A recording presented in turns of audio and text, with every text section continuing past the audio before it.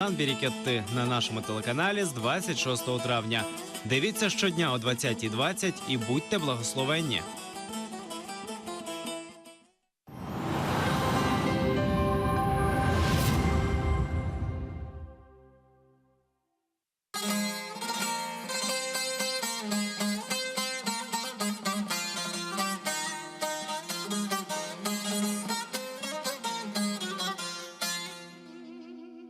Assalamu alaikum saygılı vatandaşlarımız. Bugün Ramazan ayının 26. gününü ozgaramız.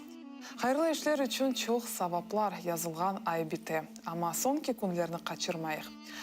Kadir gecelerini boşuna geçirmeyik. Kim bile, belki bu gece Kadir gece olur. Dualarınızda milletimizne, muhtaç insanlarına, ana babalarımızna, ailemizne unutmayıq.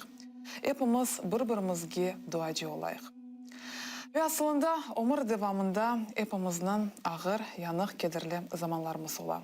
Müslüman ağır, sıkıntı günlerde özünü nasıl alıp barmak gerek olğanı bizler bugün Süleyman Hoca Hayrullaev'le laf edeceğimiz. Selamun aleyküm Süleyman Hoca. Aleykümselam. Süleyman Hoca, yani en öyle bir mühim şeylerden bu sabır etmek. Yani bizde aytalar sabırның tubu sarı altın. Dinimizde de aytalar sabır et. Yani dinimizde sabırga nasıl, ne aytalar sabır hakkında? Bismillahirrahmanirrahim. Allah'ımıza çok şükürler ve hamdlar olsun ki ve selat ve selamlar peygamberimizge olsun. Sonra sabır hakkında Allah subhanahu teala Kur'an-ı Kerim'de çok ayetlerde de İnnallâhu yuhibbus sabirin. Allah sabır etkenlerini seviyor. Ve Allah de innallâhu ma'as sabirin. Allah onların kim sabır eti. Ve Allah subhanahu teala Kur'an-ı Kerim'de de Babaşşeri sabirin. Ve sabır etkenlerine onlarını kovandır. Yani cennetin kovandır onlarını. Ve hakiki dinimizde sabır bu pek bağlıban ve büyük ibadettir. Çünkü insan, sabır etken insan Allah'ın takdirini yazgan takdirini yani takdirini kabul eti. Yani insan bizim yaşayışımızda kimer vakit bizge sıkıntılar ve sınavlar gelilir. Ve bu sınavlarını sabırla geçirmeye gerek. Çünkü insan sabırla bu sınavlarını geçse yani bu insan Allah etken ve yazgan takdirinin razıdır. İnsan sabır etmesi ya da belaya da çok belaya kazanır ya da bu insan yani Allah'a sabırsız şükrünü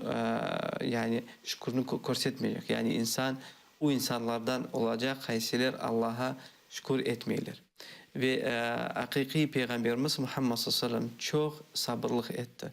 Bakınız Peygamberimizin yaşayışına onun başta ne vakit Allah ona Kur'an-ı Kerim'i indirdi ona ve Peygamber olgan son ne kadar o en sevimli adam, en güzel adam ne kadar Allah ona sınavlar iyi verdi.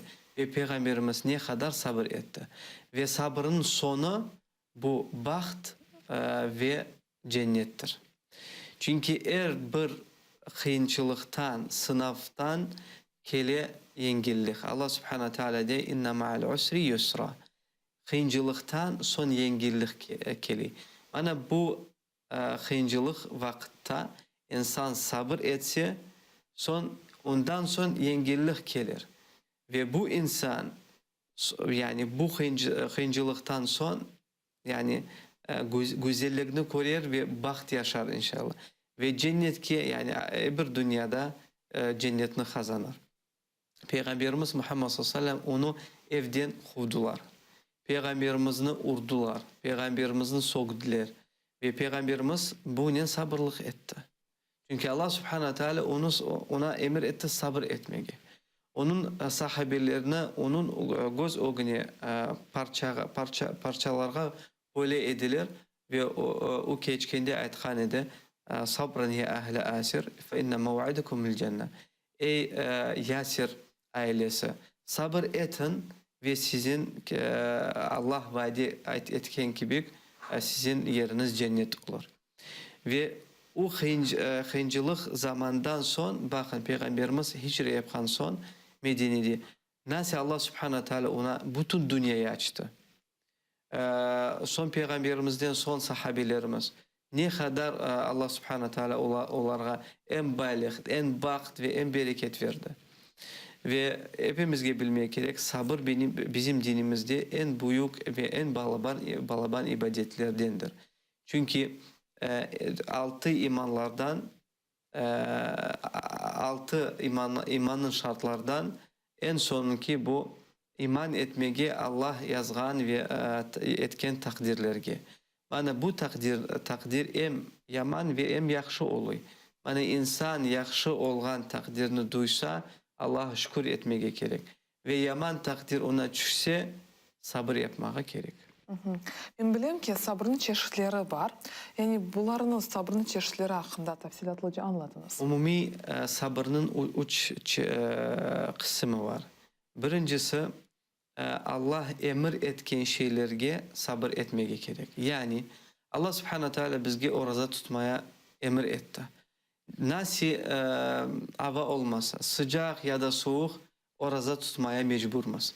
Ve insan kimer vakit insanın nefsi istemese de bunu yapmaya gerek ve buna sabır etmeye gerek. Allah bizge emir etti 5 kere namaz kılmaya. Hepimiz yuklamaya seviyoruz. Lakin sabah namazga turmaya kıyın. Lakin insan buna sabır eti çünkü Allah'tan sevabını bekliyor. Allah'tan mağfiretini bekliyor. Ve Allah etken emirlerge sabır etmeye gerek. İnsan istemese de lakin sabır etse onun sonunu cennet olur inşallah. İkincisi Allah yasak etken ve aram etken şeylerden sabır etmeye gerek. Yani kimer vakit insan bir şey istiyor. Mesela için rakı içmeyi istiyor ya da şarap içmeyi ya da aram aşama istiyor. Lakin çünkü Allah o şeylerini yasak etti, insan ozunu tutar ve sabır etti. Bu pek balaban ibadettir. Ve mesela için Allah subhanahu teala hırsızlık yasak etti. Çok şeyler Allah subhanahu teala yasak etti. İnsan o şeylerden ozusunu tutsa ve sabır etse onun sonu cennet olur. Yani Allah'ın mağfiretini kazanır inşallah. Ve üçüncüsü bu Allah etken takdirlerge sabır etmeye. Mesela için bir ailenin balları yok mesela için. Allah subhanahu teala onlara ballar yazdırmadı. Ya da Allah onlarını sınavlay. Ve çok sedye ozunu sokmaya başlay ya da apayını ya da apay akayını sokmaya başlay. Senden Allah bizge vermeyi. Öyle şeylerden vazgeçmeye gerek. Çünkü bu şeylerge sabır etmeye gerek. Ya da mesela için Allah subhanahu teala yazdırdı ve takdir etti. Mana bu insan bu gece ya da bu yılda biter. Yani melek onun canını alır. Ve insan ölgen son hepsi ağlamaya başlar. Hepsi hıçırmaya başlar. Kimer insanlar başlar olmayacak sözlerini aytmaya. Yani sözler haysi Allah'ın açığını çıkararlar. Mesela için niçin sen soramayıp gittin? Niçin sen bizlerini bıraktın? Bu insanın kolunda değildir. Bu her şey Allah'tandır.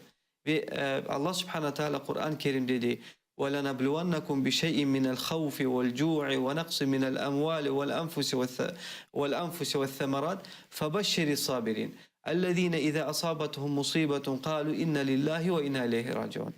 Allah dey, biz sizi sınavlayırıq Allah dey. Korkuvnen sınavlayırıq.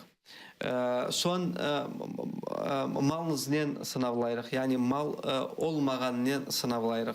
Son bereketsiz olgan aylarnen, yıllarnen sizi sınavlayırıq.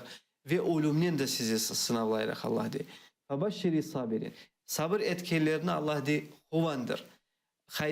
Haysilerge bela düştü ve onlar o beladan sonra ayttılar inna lillahi ve inna ileyhi raciun. biz Allah'tan ve Allah'a kaytacağımız. Allah de ulaike aleyhim salavatun min rabbihim ve rahme ulaike hum muhtedun. Onlar Allah'tan selavatlarını kazanırlar. Yani Allah onlarını maktacak meleklerin o günde. Ve Allah de ve onlara Allah'ın rahmetidir. Ve onlar Allah'ın rahmetini kazanırlar ve onlar doğru yoldadır. Bakın Allah subhanahu teala ne diyor? İnsana bela düşse, nasıl bela düşse, hastalık olsun, ölüm olsun, ne olmasa da sabır etmeye gerek ve aytmaya gerek. İnna lillahi ve inna ileyhi raciun. Biz Allah'tan ve Allah'a kaytamız. Allah bizleri yarattı. Allah bizlerge can verdi ve Allah da bizlerden o canını aldı. İnsan bu şeyin sabır etse onun sonu cennet ve Allah'ın mağfireti olacak. Ve hakiki sabırdan son her vakit kıvanç geliyor. Peygamberimiz Muhammed sallallahu aleyhi ve sellem bakın onun yaşayışına. Kıyınçılıktan son yaxşılık geldi ve baxt geldi. Ve bizim de yaşayışımız ne kadar bizge sınavlar gelmese bu sınavlarını sabır etip Allah'a inanıp geçmeye gerek. Ya sabrını nasıl terbiyelemek mümkün? Sabrını terbiyelemeye mümkün Kur'an'ı ziyade okumak ve özünün imanını her vakit çoxlaştırmaya. Çünkü iman insanın yürekte olan iman. O ibadetlerle çoxlaşıyor ve günahlarının azlaşıyor. Yani insan kaysi ziyade çokça Kur'an'ı okusa, çokça İslam dinini öğrense, onun imanı çoxlaşır. Ve imanı çoxlaşkan son ne ona düşmese de diyecek, ey Allah'ım bu sendendir. Ben buna sabır edeceğim. Yaxşılık gelse diyecek, ey Allah'ım bu sendendir ve ben sana şükürler edeyim. Ve insanın imanı düşse ya da imanı coysa bu insan her şey biri onun kolundadır. Bir kaza gelse birbirini başlayırlar yamanlamaya. Bu senden, bu sen için, bu sen için. Yok, her şey Allah'tandır. Ve bizim yani yaşayışımıza nasıl sınavlar gelmese de bu Allah'tandır. Ve Allah subhanahu teala bu sınavlarını verdi ve o sınavlarını alıp olur. Onun için insana bela gelse kollarını kötürüp Allah'tan soracak. Ey Allah'ım bana sabırlık ver. Ey Allah bana bu sınavlarını yaxşı güzel geçmeye imkaniyet ve sabır ver. Demek daima şükürler aytmak gerekmiş. Yaxşılık görse şükürler aytmak gerek ve yamanlar görse yani bir zararlar görse ya da bir sınavlar görse sabır etmeye gerek ve ondan sonra elbette şükürler etmeye gerek. Allah sabır etken insanlardan nasıl takdirleyecek? Allah subhanahu teala bu insanlara cennet hazırladı. Allah subhanahu teala bu dünyada onlarla doğru yoldan alıp varacak. Öbür dünyada Allah subhanahu teala onlara mağfiret ve rahmet hazırlayacak, verecek ve cennetke kizdirecek. Allah subhanahu teala sabır etken insanlarını sabır cennet kapıdan cennetke kizdirecek inşallah. Mesela insanların nasibetlerinde sabrını nasıl göstermek gerek? Nasıl hikmetli olmak gerek? İnsan aslında birinciden bu sabırlık laftan koreniyor. Misal için insana bir bela düştü. Bu insan sabırlığını başlamaya gerek sözden. Ey Allah'ım bu sendendir. Yani inna lillahi ve inna ilahi raciun. Ey Allah'ım biz senden ve sana kaytacağız. Ey Allah'ım bana bu şeylerge sabır etmeye ver. Sabır etmeye yardımcı ol. Peygamberimizin oğlusu ölgen vakit İbrahim oğlusu var idi. O ölgen vakit peygamberimiz ağlagan idi. Lakin o ağlaganda dedi yürek acıtı dey ve gözler yaşaydı. Yaşlana. Yani ben ağlayırım Lakin men bir söz aytmam, qaysi sözler olmayacak sözlerini yani aytmam. Sözler qaysi sözler Allah'ın açılığını çıkarır. Men o sözlerini aytmam. Tekim o sözlerini aytırım, qaysi Allah'ın quvandırır. Yani misal için insanda insana bir beləcisi ya da Allah subhanahu teala Kur'an'dan bir sen canını alsa çırmaya, bağırmaya olma ve gerekmi ve aytmay olma bu senden ya da ne için sen bizlerini kaldırdın, kime seni bizlerini kaldırdı kollarını götürüp ey Allah'ım sen verdin ve sen de aldın. Ey Allah'ım bizge sabırlık ver ve bu ölümünü bağışla. Ne için bizlerde taziye etken vakit bizim adetimizde var taziye etkende cevabını aytalar. Dostlar sağ olsun. Yani dostlar bu belayı sağ etip sabırlı etip geçirsinler. Bizim adetlerimiz çok adetlerimiz İslam dininden alıngan. Ve lakin kimer vakit bu bir adetlerimizni yapamaz lakin manasını anlamayıq. Ve sabır olgan insan, sabırlı olgan insan bu insan onun yüreği vakit tınçtır. Belə kelse o yüreği tınç. Yaxşı günler gelse o xuvana. Lakin sabırsız insan vakit yüreği tınç değil. Vakit bakarsın bir belə keldi sabır etmeyip da bir başka beleye uğradı. Anda da sabır etmeyip da bir beleye uğradı. Onun için insan sabrın manasını anlasa inşallah yani bu dünyada baxt korer ve öbür dünyada cennetini korer inşallah. Süleyman Hoca, şimdi sizden öyle bir sizge öyle ricada bulunmak istedim. Şimdi halkımız pek öyle ağır günlerini yaşay. Yani halkımızga nasıl tilekleriniz olur? Şimdiki zamanda bizim halkımız kıyın zamanlarını yaşay. Ne gerek yapmağa? Birinciden sabır etmeye gerek. İkinciden Allah'a dua etmeye gerek. Üçüncüden özümüzün dinimizne yani tiklemeye gerek. Birlik olmağa tırışmaya gerek. Ve vakit güç kazanmaya gerekmez. Kimer insanlar bile güç bu tekim silahtır. Yok. Birlik bu en balaban silahtır. En balaban güçtür. Şimdiki zamanda bizlerini bölmeye isteyirler. Diyorlar bana bu radikal, bu bilmeyeyim, bu vahabit, bu hizbit nasıl çeşit türler sözlerini ve adlarını bize koyarlar. Bizler koymayız. Bizge koyarlar ve biz o adlarını Allah'ımızda ve özümüzün aramızını bölmeye tırışamız. Bu en balaban hatadır. Çünkü bizim düşmanımız aslında bütün her zaman bölmeye tırışkan edilir. Şimdiki zamanda bizim halkımıza sabır etmeye gerek ve dinimizni tiklemeye tırışmaya gerek.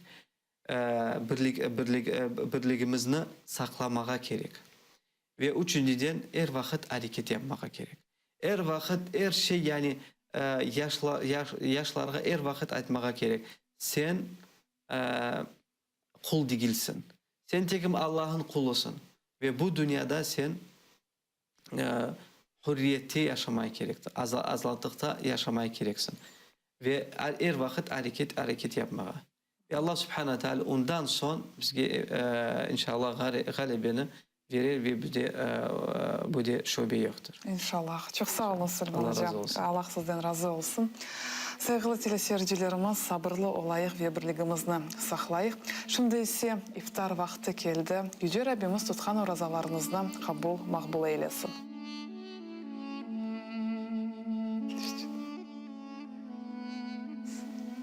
Allahu Akbar,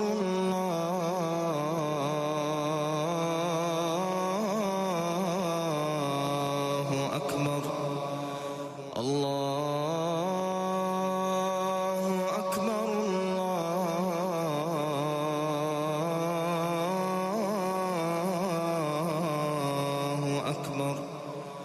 أشهد أن لا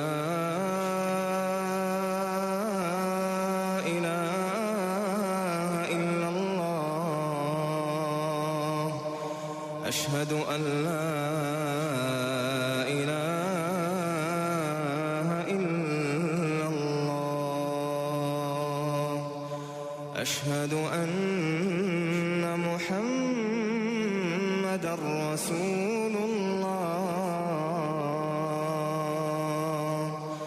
أشهد أن محمدا رسول الله حي على الصلاة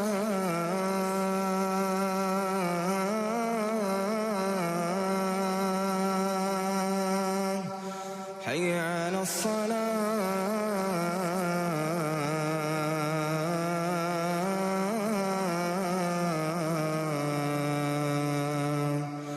حي على الفلاح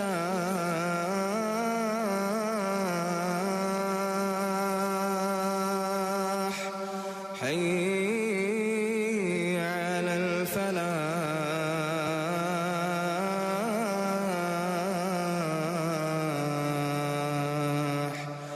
الله أكبر الله أكبر لا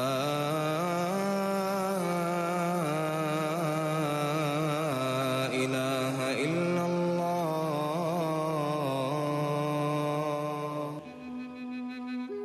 Allah'ım senin rızan için urazat tuttum. Sana inandım, sana güvendim. Senin rızkın ile urazamını açtım. Ramazan ayının yarınki urazasına da niyet ettim. Artık benim geçken ve gelecek günahlarımı bağışla. Amin.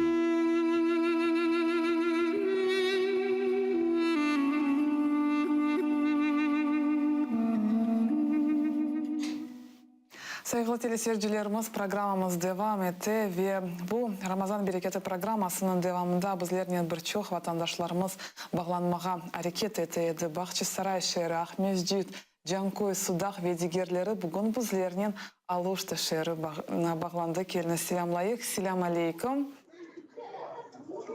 Aleyküm selam. Yani mına Ramazan'ın sonki günleri, bu günler içinde nege daha çok emniyet verirsiniz?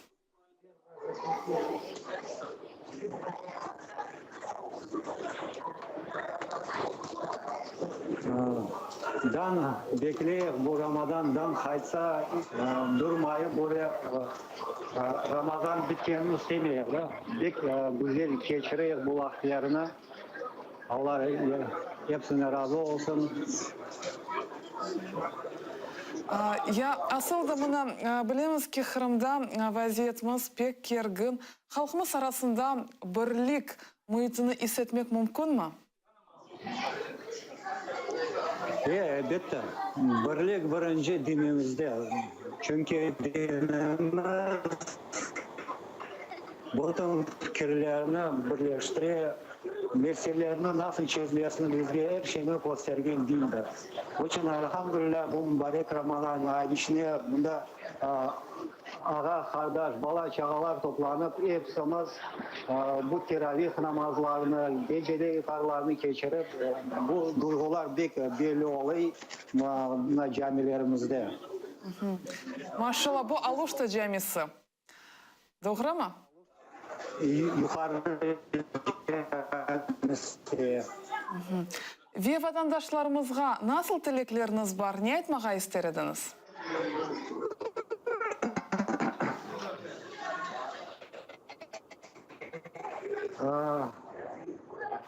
İsteyim ki biz hepsimiz olup bütün vatandaşlarımız, bütün İslam ümmeti bir fikirde gelip, birlikte olup, gelecekte buna İslam fikirlerinden birleşmeyi isteriz.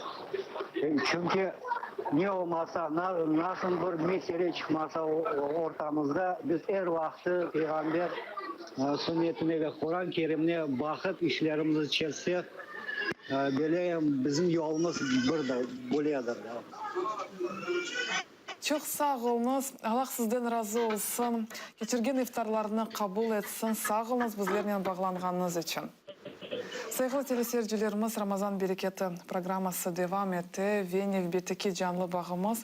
Bizler bu programa devamında daima Türkiye'nin bağ hura edik. Yani böyle etip bizler birligimizni saklamağa tırışamız. Yani herkesten bu Ramazan Bereketini geçirmeye hareket etemiz.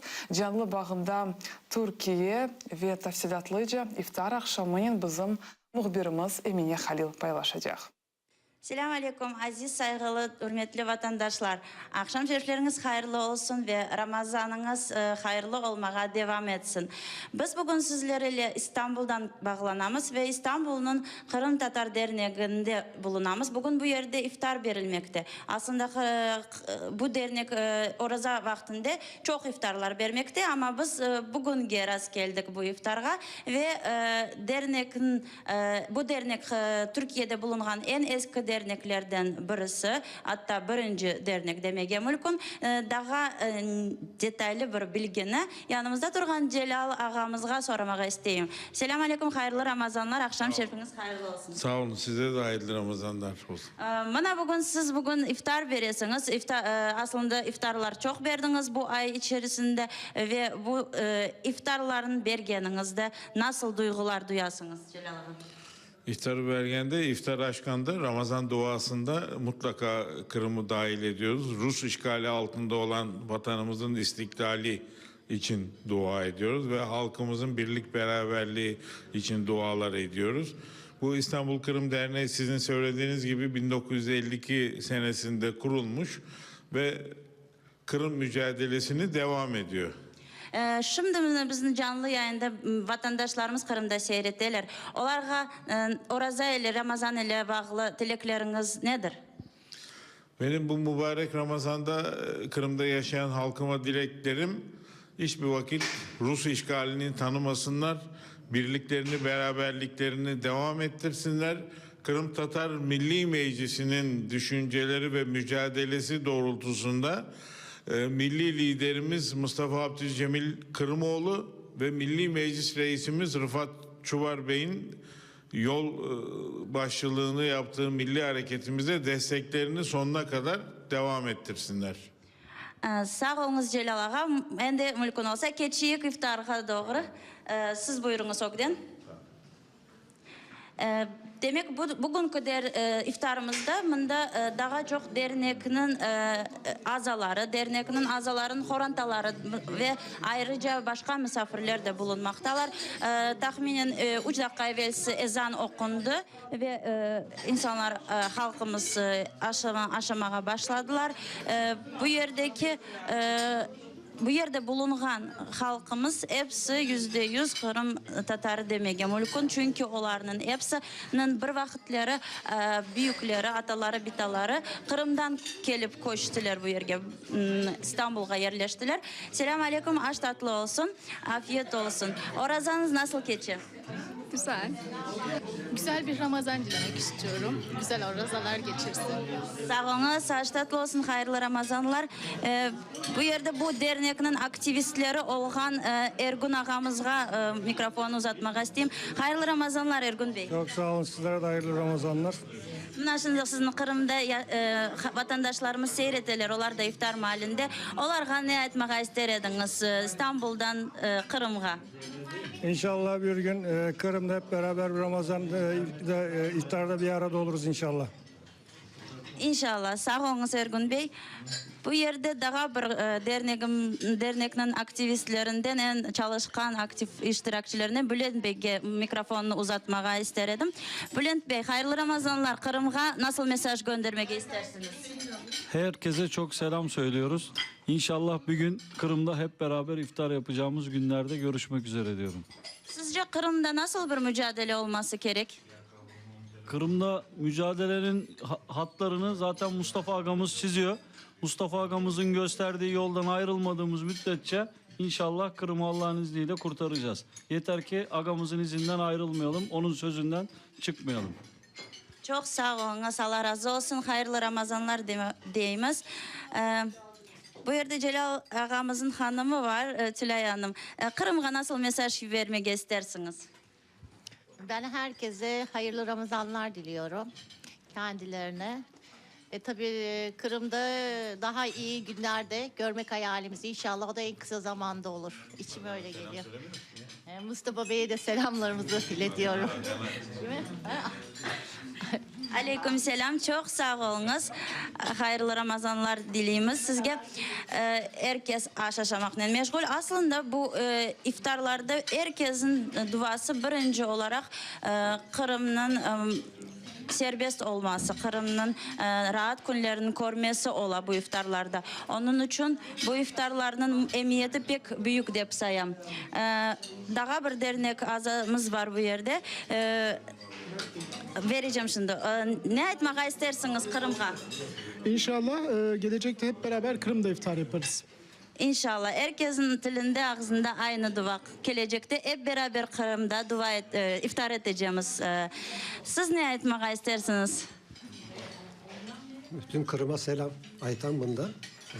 Yaşı olanlar. Sizin büyükleriniz, atalarınız Kırım'dan geçti, doğru mu? Doğru. Neresinden olganını bilesiniz mi? Bilmem tabii. Neresinden? Bahçesaray. Bahçesaray'dan şimdi sizin seyretken insanlara öz dileklerinizi aytabilirsiniz. Çok selam. Aytan hepsine. Aleyküm selam, sağ olunuz. Ve masaya böyle devam etmek isterim. Bu yerde bizim hürmetli Veciye Apti'miz bulunmakta. O da herkesten beraber iftar yapmakta. Veciye Apti, Kırım'da şimdi sizlerin seyreteler canlı yayındamız. Ne etmek istersiniz halkımızga? Kırım'da başta selamünaleyküm. Mustafa'ga, Kiev'de olan soy soplarımıza hepsine sağlık, Kırım'da görüşmeyi isteriz. Kırım'ı sağındım, toprağını, bir aydan beri toprağını çamurga batmağa isterim. Sondagan doktorun kapısına, el vurdum yapısına. Bugün bizim milletimiz hükümet kapısında. Menderim dalda kaldı, gözlerim yolda kaldı. Hapishanede olgan anaların göz yaşıyla kaldı. Sağ olunuz Veciye Apti. İnşallah tez vakitte Kırım'a varıp hep beraber Kırım'ın çamurunda gezmeye kısmet olur bizim hepimize. Aleyküm selam. Herkese selam. Kırım'da kimler var? Herkese çok selam. Allah kısmetse bundaki halkla beraber hepimiz Kırım'da varacağız. İnşallah. Herkes alkış yapa ve ellerini çırpa. Bu yerde ise bizim bir misafirimiz var. Ta İsviçre'den yani Şveycarya'dan gelgen bugünkü iftar için galiba. Rahmi Bey. Selamun aleyküm. Nasılsınız? Aleyküm selam ve rahmetullah. Allah'a şükürler olsun iyiyim. Siz Hayırlı Ramazanlar bu arada. cümlemize hayırlı Ramazanlar. İsviçre'de Kırım Tatarlar çok mu? Var ama çok değil tabii. Bugün şimdi canlı yayındamız ve Kırım'da sizni çok insanlar seyretilir. Onlara ne demek isterdiniz? Benim dedemin dedesi Bahçesaray'dan Rus zulmünden kaçarak Türkiye'ye sığınmıştır. Şu anda soydaşlarımız aynı şekilde Rus zulmü altında inlemektedirler. İnşallah Allah bu günleri üzerimizden kaldırır, bizi selamete, hep beraber Kırım'da barış içinde yaşamaya nasip eder. Sağ olunuz Rahmi Bey. Siz mesela şimdi aytasınız Bahçesaray'dan edi sizin büyükleriniz. Siz hiç düşündünüz mü Kırım'a barıp yerleşmeye, yaşamaya? Gittim, ben Kırım'a gittim. Yanında yaşamaya isterdiniz mi? İsterim tabii. Atalarınızın toprağı anda çünkü... Toprak çekiyor. Ben oradayken çok rahat hissettim. İmdat Kulüp Başkanı Ali ile ketkendim. Benim abim burada onlara büro açtı. Sonra beraber gittik. Orayı çok beğendim. Maşallah. İnşallah bir konu gelir, kısmet olur. Hep beraber Kırım'da güzel günler geçiririz Rahmi Bey. Soydaşlarıma selam gönderiyorum. İnşallah hep beraber birlik olmayı nasip ediyorum. Allah'tan bunun için dua ediyorum Allah'a. Amin.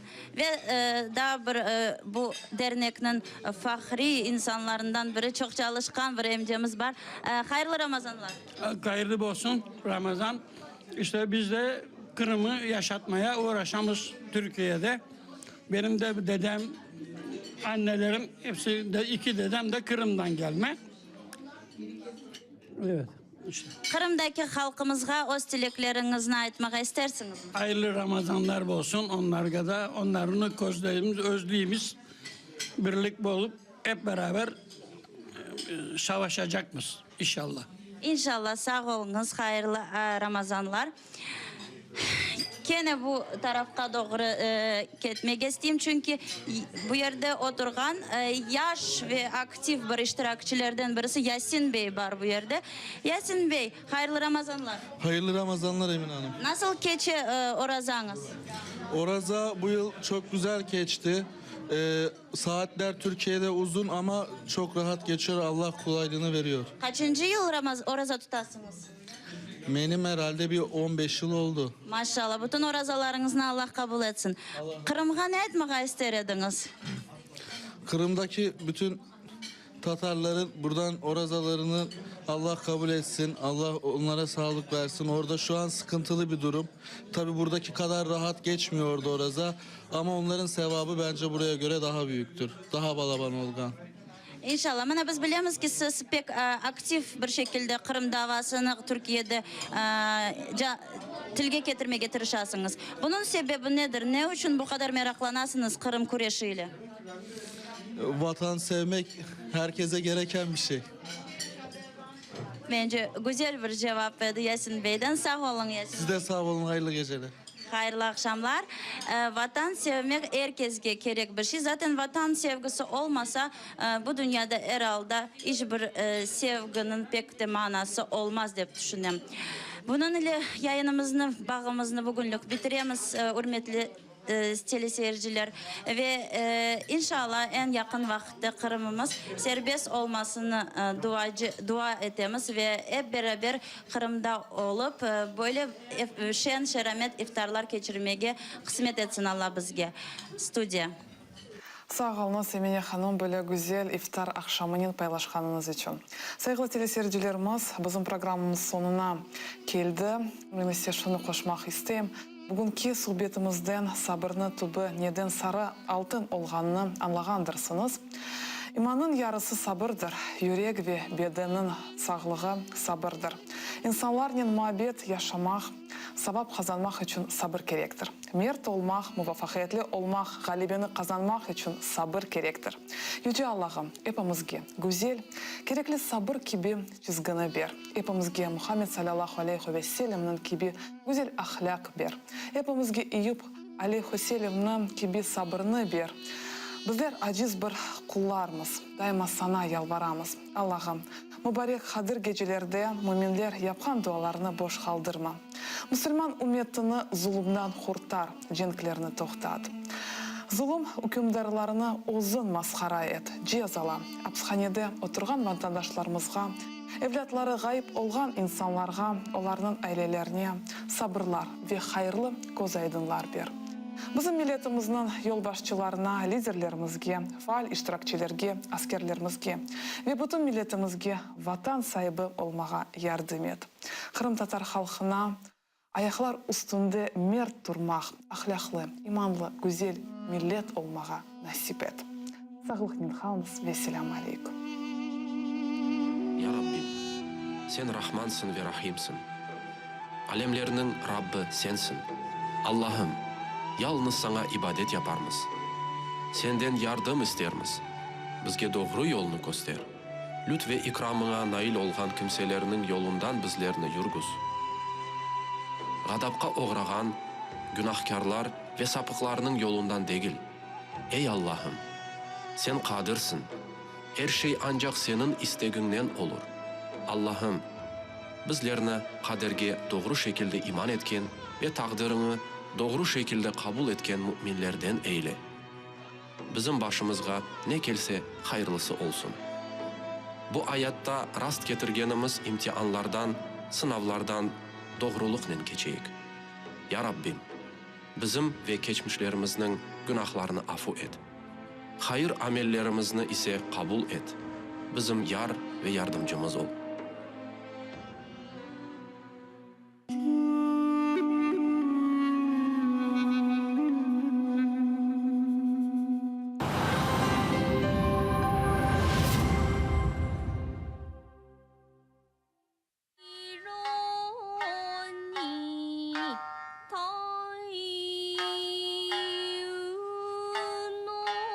Його вважають сліпим масажистом, але під маскою старця ховається воїн. Йому не треба бачити супротивника. Головне – відчуття.